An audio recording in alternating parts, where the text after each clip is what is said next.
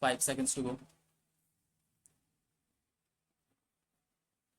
Learned counsel for the petitioners has primarily emphasized that learned prescribed authority while rejecting the application moved by the petitioners for cross examination of the witnesses produced by the plaintiffs has erred in law. He has also stated that while rejecting the application seeking permission to cross examine the witnesses, the learned prescribed authority has not assigned any plausible reason. Therefore,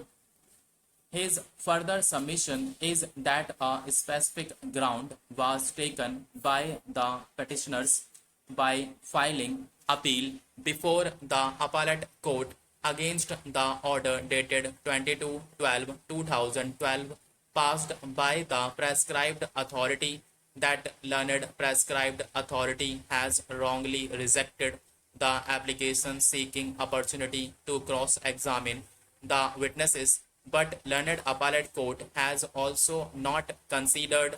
the sad prayer in its correct legal perspective. In this regard, he has submitted that application made by the petitioners before the appellate court was rejected on 22/11/2014 with the observation that the issue will be considered by the appellate court at the time of final hearing of the matter. However, while rendering the final judgment, the appellate court has not considered the sad prayer and has also not taken into account the ground raised by the petitioners related thereto by observing that the application made by the petitioners stood rejected earlier, and as such there is no justification in considering the said application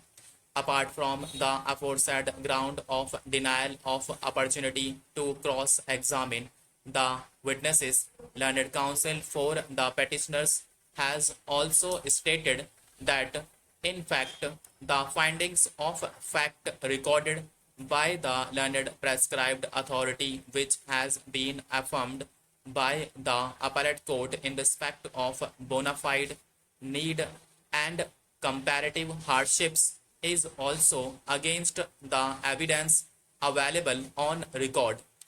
On the other hand, learned counsel representing the respondents has submitted that in the facts and circumstances of the case, no interference by this court is warranted in the judgment rendered by the prescribed authority, which has been affirmed by the appellate court.